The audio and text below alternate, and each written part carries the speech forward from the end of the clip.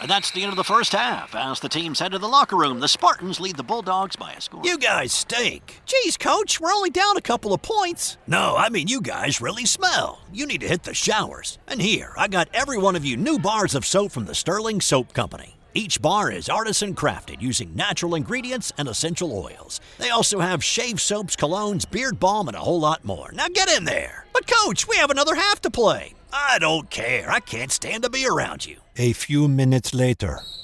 All right, bring it in tight. You guys are still playing terrible, but you're smelling great out there. Now listen, you're going to need to stock up for the rest of the season. We got a lot of tough games left. So go to sterlingsoap.com after the game. That's STIRLING soap.com. You got that? Yes, Coach. Great.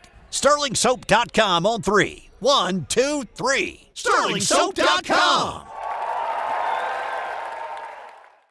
This podcast is part of the Sports History Network, your headquarters for the yesteryear of your favorite sport. You can learn more at sportshistorynetwork.com.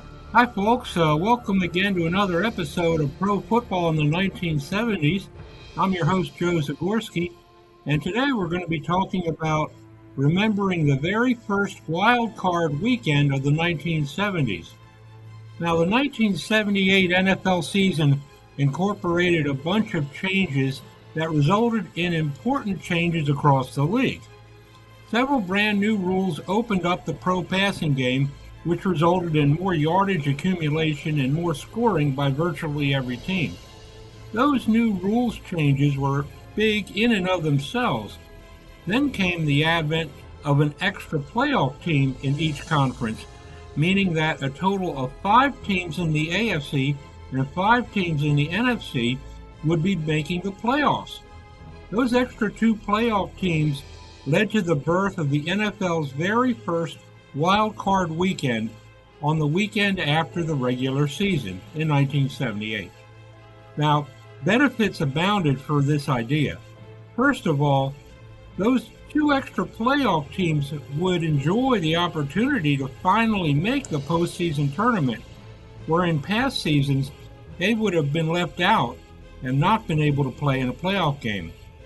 2, each of the division winners in both conferences would get an extra week off immediately following the regular season. That extra week of not doing a bunch of active hitting would, at the very least, help to give a much-needed rest to many of the injured or banged-up players from those division-winning teams. Finally, having an extra wildcard team in each conference would be an incentive for all of the teams to play great football all throughout the regular season, because a division title and/or a playoff berth could be earned in the final game of the regular season. Speaking of the final game of the regular season, in 1978, the league increased its number of regular season games from the previous 14 games to 16 games. That meant there would still be a chance for all the NFL teams to obtain winning records. Here's how the league's first wildcard weekend of 1978 worked out.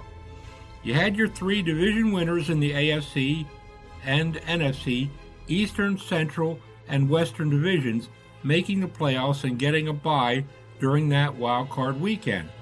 Then you had the team with the next 2 best records in each conference be named the 2 wildcard teams of each conference. It may seem a bit confusing, but trust me, it was no more confusing than what we saw in pro football in previous seasons. Now, the 2 wildcard teams in the NFC in 1978 were the Philadelphia Eagles and the Atlanta Falcons. The 2 wildcard teams in the AFC in 1978 were the Miami Dolphins and the Houston Oilers.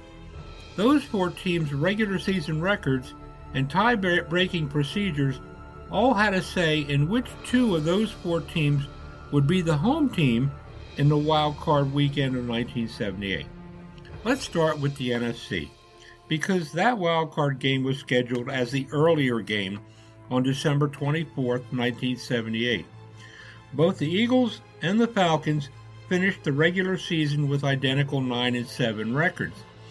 But because Atlanta had a slightly better record against common opponents, The NFC Wildcard game in 1978 would be played in Atlanta's Fulton County Stadium. In that game, Philly took a 13-0 lead going into the fourth quarter. But the Falcons had been a comeback team all year long, and they responded by scoring a pair of touchdowns and a pair of extra points to edge the Eagles 14-13. Now over in the AFC, Miami finished the 1978 regular season with a record of 11-5. The Houston Oilers had the next best mark in the conference at 10-6. As a result, the wildcard game between the Dolphins and the Oilers would be played in Miami's Orange Bowl. This was another tight contest, as both teams were tied at 7-7 going into the fourth quarter. But behind 306 passing yards by Houston quarterback Dan Pastorini, the Oilers dominated the fourth quarter and came away with a 17-9 victory. The NFL's first truly wildcard weekend in 1978 would serve as the origin of how the league's playoff format would run for several decades, until expansion and the relocation of teams into different divisions eventually brought about an increase in the number of playoff teams and further changes in the playoff format. Now for today's trivia question. Which Atlanta Falcons player scored the very first touchdown in their playoff game against the Eagles in 1978?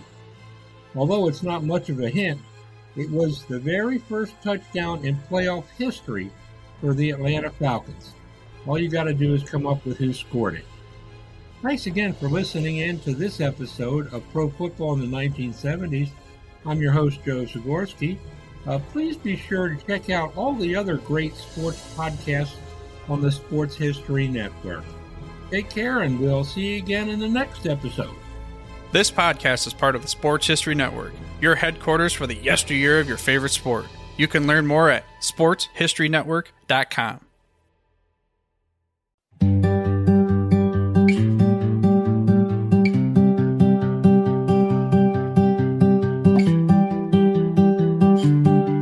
The Sports History Network, where legends live on and the past plays loud. Welcome to the place where history's proud. From gridiron glory to the hardwood stars, from the racetrack heat to Olympic bars. It's the voices, the stories, the moments you miss, told by fans and pros who live for this. Hook and Themic, the Sports History Network, where the past comes alive. Podcasts and blogs that keep the flame high.